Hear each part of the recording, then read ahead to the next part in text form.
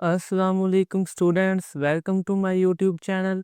हमने 9th class physics की series start की हुई है। Chapter number 1 physical quantities and measurements. आज हम इसका टॉपिक डिस्कस करेंगे। बुक पे लास्ट टॉपिक है आपका प्रिसीजन एंड एक्यूरेसी। साथ हम डिस्कस करेंगे rounding off the digits. Book पे ये जो टॉपिक्स हैं ये पैराग्राफ की शक्ल में दिए गए हैं। अगर ये एग्ज़ाम में आ जाए तो आपने इसको कैसे लिखना है ताकि आप अच्छे नंबर हासिल करें, हम उसको साथ डिस्कस करेंगे और साथ-साथ आपको इसके हैंड रिटन नोट्स भी प्रोवाइड किए जाएँगे।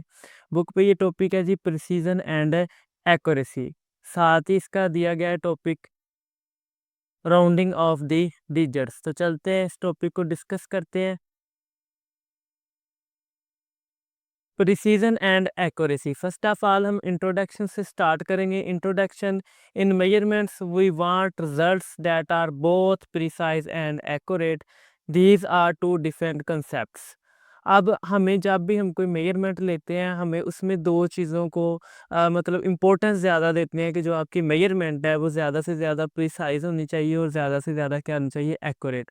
अब ये जो दोनों चीज़ें हैं प्रिसाइज एंड एक्यूरेट, ये दोनों क्या हैं, डिफरेंट कॉन्सेप्ट्स हैं। ठीक है। हमें पहले इनमें डिफरेंस करना है, इनको पहले सीखना है। ठीक ठीक है। देन हम सीखेंगे कि इसकी एग्जांपल्स में आप क्या क्या लिखेंगे। देन हम सीखेंगे राउंडिंग ऑफ वाला topic. Precision. Precision means the value are very close to each other even if they are not near the true value. Precision का क्या मतलब है? प्रिसीजन का मतलब है कि अगर आपने कोई वैल्यू ली है, कोई मेजरमेंट की वैल्यू आपने नोट की है, वो चाहे ट्रू वैल्यू के करीब ना हो। ठीक है। अगर आपने मिसाल के तौर पर 2-3 वैल्यूज़ ले ली हैं, वो 2-3 वैल्यूज़ आपस में तो एक दूसरे के करीब हैं लेकिन ट्रू वैल्यू के करीब नहीं है, तो हम उसको बोलते हैं वो क्या है, प्रीसाइज है। ठीक है। It depends on the instruments use for measurement. ये उस इंस्ट्रूमेंट पे डिपेंड करता है कि वो मेजरमेंट किस तरह की ले रहा है। आई बात समझ में? An instrument with a smaller least count gives more precision. कोई भी इंस्ट्रूमेंट आप ले लें, अगर उसकी लीस्ट काउंट स्मॉल है, छोटी है, तो वो आपको ज़्यादा प्रिसाइज मेजरमेंट्स देगा। अब ये फिगर में दिखाया गया है, आपकी बुक पे भी बनी हुई है ऑलरेडी, कि ये देखिए ये वैल्यूज़ जो है ये एक दूसरे के तो बिल्कुल पास पास हैं। ठीक है। लेकिन ट्रू वैल्यू ये वाली जो है ये ट्रू वैल्यू से क्या है, दूर है।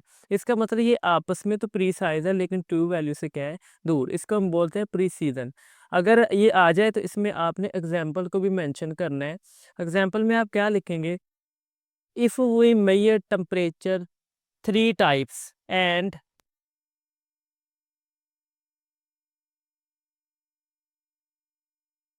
get 37.1 Celsius, 37.2 Celsius, 37.1 Celsius, the value are close to each other means precise। इसका मतलब ये है कि आपने तीनों वैल्यूज़ फाइंड की हैं, किसी भी आपने मेजरमेंट की हुई हैं किसी भी टेम्परेचर की, तो वो एक दूसरे के तो बिल्कुल पास पास आई हैं लेकिन ट्रू वैल्यू से क्या है, दूर है। ठीक है। तो ये होगी इसकी एग्जांपल। ठीक है। यानी कि देखें 37.1 है, ये 2 है, ये 1 है, यानी एक दूसरे के क्या है, बिल्कुल पास पास है। ठीक है। इसको हम बोलते हैं प्रिसीजन, यानी कि ये प्रिसाइज है।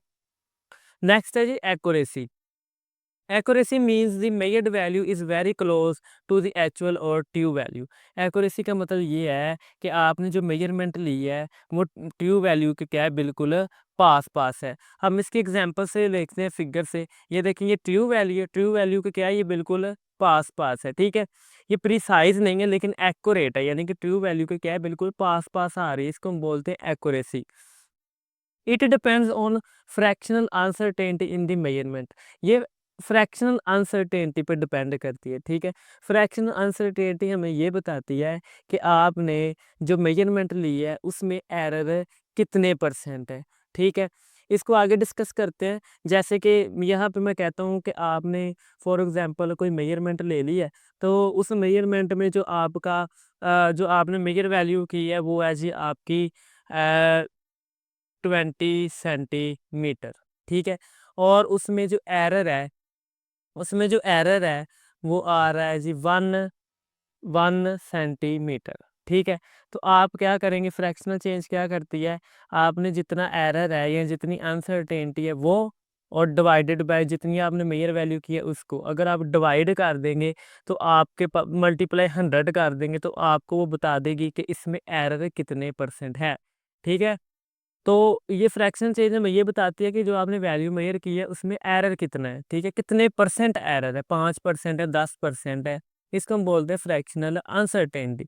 The smaller the uncertainty the higher the accuracy. जितनी ज़्यादा अनसर्टेनिटी कम होगी उतनी ज़्यादा एक्यूरेसी ज़्यादा होगी। यानी कि अगर आपने कोई वैल्यू मेजर की है तो अगर उसमें एरर कम आ रहा है तो इसका मतलब यही हुआ कि वो क्लोज वैल्यू है, यानी कि एक्चुअल वैल्यू के बिल्कुल क्या आ रही है, पास पास। तो जितनी पास पास आएगी उतनी वो क्या होगी, एक्यूरेट होगी। तो हम बोलेंगे कि उसकी एक्यूरेसी क्या है, बहुत ज़्यादा है। एग्जाम्पल में आप क्या लिखेंगे, for example if the actual temperature is 37.0 Celsius and the thermometer shows 37.1 Celsius, it is accurate. For example आपने किसी भी टेम्परेचर को मेजर किया है, जैसे कि 37.0 सेल्सियस है, ठीक है, एक्चुअल है, लेकिन आपने जो मेजर किया है वो क्या है, 37.1। इसका मतलब ये कि आप मेजर्ड वैल्यू के यानी कि एक्चुअल वैल्यू के क्या है, बिल्कुल क्लोज क्लोज आ रहे हैं। आई बात समझ में। अच्छा, नेक्स्ट आप डिस्कस करेंगे रिलेशन विद सिग्निफिकेंट फिगर्स। अब इसका सिग्निफिकेंट फिगर्स के साथ क्या रिलेशन है। Significant figures are a way to show how accurate and precise a measurement is. अब सिग्निफिकेंट फिगर्स हमने पीछे लेक्चर में डिस्कस कर लिए कि है क्या, उनकी इंपॉर्टेंस भी हमने डिस्कस की है। आप प्लेलिस्ट पे जाके इसको देख सकते हैं और उसके नोट्स भी बना सकते हैं आप प्रॉपर। सिग्निफिकेंट फिगर्स हमें ये बताती है कि आपने जो मेजरमेंट ली है वो कितनी प्रिसाइज है और कितनी वो एक्यूरेट है। The greater the number of significant figures the greater, greater रहने दें, यहाँ पे आप ग्रेटर को काट के लिख दे बेटर। दोबारा पढ़ते हैं, the greater the number of significant figures the better the accuracy of the measurement. जितने आपके सिग्निफिकेंट फिगर्स ज़्यादा होंगे किसी मेजरमेंट में, उतना ही वो आपको मेजरमेंट क्या मिलेगी, एक्यूरेट मिलेगी। तो स्टूडेंट्स आई बात इसकी समझ, यानी कि ये लेक्चर आपको समझ आ गया होगा, उम्मीद करते हैं। तो नेक्स्ट चलते हैं, हम डिस्कस करेंगे अपने नेक्स्ट टॉपिक को, राउंडिंग ऑफ द डिजिट्स। अब इस टॉपिक को डिस्कस करने से पहले मैं आपको ये बताना चाहता हूँ कि आपने जितने भी टॉपिक से नोट्स बनाने हैं इस चैप्टर के, वो सारी की सारी प्लेलिस्ट पड़ी हुई है स्टूडेंट्स, आप जाके वहाँ से नोट्स बना सकते हैं। तो चलते हैं हम अपने लेक्चर की तरफ। Rounding off the digits. Rounding off means adjusting a number to a smaller to a simpler form, keeping only the required number of significant figures. Rounding off क्या है, राउंडिंग ऑफ एक ऐसा मेथड है जिसमें आप जो अपनी वैल्यूज़ हैं उनको सिंपलर फॉर्म में लिखते हैं, यानी छोटी वैल्यू में, यानी कि जितने आपको सिग्निफिकेंट फिगर चाहिए उतने नंबर तक आप उसको लिखते हैं। अब राउंडिंग ऑफ में लिखने का भी मेथड है, ठीक है। इफ़ द वो हम अब डिस्कस करते हैं। If the digits to be removed is less than 5, the last kept digit stays to same. अगर आपने जो वैल्यू है फॉर एग्जांपल छोटी करके लिखनी है, आपने जितनी डिजिट आपको रिक्वायर है, जितनी चाहिए, ठीक है, अगर तो उससे पहले वाला जो है वो 5 से छोटा है, तो आपने क्या करना है, the last kept digit stage the same. तो आपने क्या करना है, उसमें एक ऐड नहीं करना, उसको वैसे का वैसे लिख देना। ये एग्जांपल से डिस्कस करते हैं। जैसे ये जी rounding to two significant figures. अब आपने इसको 2 सिग्निफिकेंट फिगर्स तक ना करना है, ठीक है। ये भी सिग्निफिकेंट है, ये भी सिग्निफिकेंट है, ये भी है, ये भी, यानी कि हमें इतनी वैल्यू तक ये वैल्यू चाहिए। अब अगर तो यहाँ पे 5 हुआ तो हम इसमें ऐड कर देंगे, ठीक है। और 5 हुआ या 5 से ज़्यादा हुआ, लेकिन ये 5 से कम है, तो हमने क्या करना है, इसको एज़ इट वैसे ही लिख देना है, ठीक है। तो इसमें कितने सिग्निफिकेंट डिजिट्स हमें चाहिए, 2, तो आप इसको क्या लिखेंगे, 2.5 मल्टीप्लाई 10⁻³ मीटर। नेक्स्ट इसका रूल ये है, if the digit to be removed is greater than 5, the last capital increase by 1। अगर आपने कोई डिजिट ऐड करना है, ठीक है, यानी कि आपने कोई डिजिट को रिमूव करना है, ठीक है, तो रिमूव करने से पहले हमें देखना होगा कि जो लास्ट डिजिट है वो 5 से बड़ा है या छोटा है। अगर तो वो 5 हुआ, जैसे मैंने यहाँ पे बोला, अगर 5 है तो इसमें क्या कर देगा, एक ऐड, ठीक है। अगर नहीं है तो एज इट हम उसको लिख देंगे, ठीक है। एग्जाम्पल क्या है इसकी, राउंडिंग टू 3 सिग्निफिकेंट फिगर्स। अब हमने इसको 3 सिग्निफिकेंट फिगर तक लिखना है, तो 3 सिग्निफिकेंट में कितने चाहिए, 1 2 3, यानी यहाँ तक, ठीक है। अब ये देखिए ये 6 है, यानी कि हमें 5 या 5 से बड़ा चाहिए, तो फिर इसमें क्या हो जाएगी, एडिशन हो जाएगी, ठीक है। अब यहाँ पे 6 है तो ये इसमें क्या कर देगा, ऐड कर देगा। तो ये कितने सिग्निफिकेंट फिगर हुए जब हमने इसको सोल्व किया, 3.4, ये 5 है, अब इसमें एक ऐड हो जाएगा तो ये कितना आ जाना है, 6 मल्टीप्लाई 10⁻⁴ kg। नेक्स्ट इसका रूल क्या है, नेक्स्ट आप इसमें लिखेंगे If the digit to be removed is exactly 5, then if the previous digit is odd, increase it by 1। अब यहाँ पे दो केस हो जाते हैं, ठीक है। पहले हमने डिस्कस कर लिया, अगर 5 है तो आपने नेक्स्ट वाले को जो आपने बाकी रिमूव करने हैं उसमें पिछले वाले में एक ऐड कर देना है, ठीक है। अगर 5 है या 5 से ज़्यादा है, अगर कम है तो फिर आपने ऐड नहीं करना। अब अगर आपने देखना है कोई वैल्यू है, फॉर एग्जांपल उसमें अगर 5 के बाद ओड आ रहा है, तो तब आप क्या करेंगे, अगर 5 के बाद इवन आ रहा है तब आप क्या करेंगे, ठीक है। अब ये इसके भी दो केस आते हैं। एग्जांपल में देखते हैं, rounding to two significant figures. अब इस वैल्यू हमें सिग्निफिकेंट फिगर्स कितनी चाहिए, 2, 1 और 2। अब इसमें जब आप राउंडिंग ऑफ करेंगे तो कैसे लिखेंगे, अब 5 है, अब इसने बोला है if the digit to be removed is exactly 5।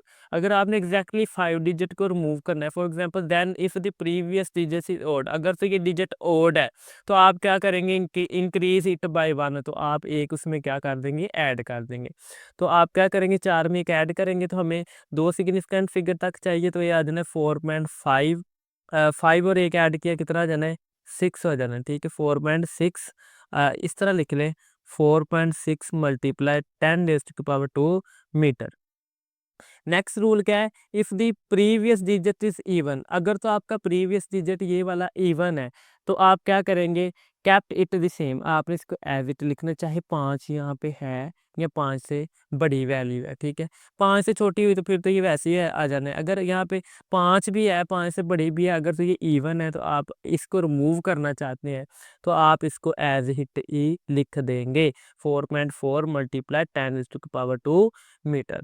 तो डियर स्टूडेंट्स, ये था आपका टॉपिक प्रिसीजन एंड एक्यूरेसी और साथ साथ राउंडिंग ऑफ डिजिट्स। अगर एग्जाम में आ जाए तो आपने सबसे पहले क्या करना है, आपने इसको डिफाइन करना है, देन इसके रूल्स को मेंशन करके साथ साथ आपने क्या करना है, इसके एग्जांपल्स को भी लिखना है। तो उम्मीद करते हैं आपको ये टॉपिक समझ आ गया होगा। तो मिलते हैं इंशाल्लाह नेक्स्ट लेक्चर में। अभी के लिए टेक केयर, अल्लाह हाफिज़।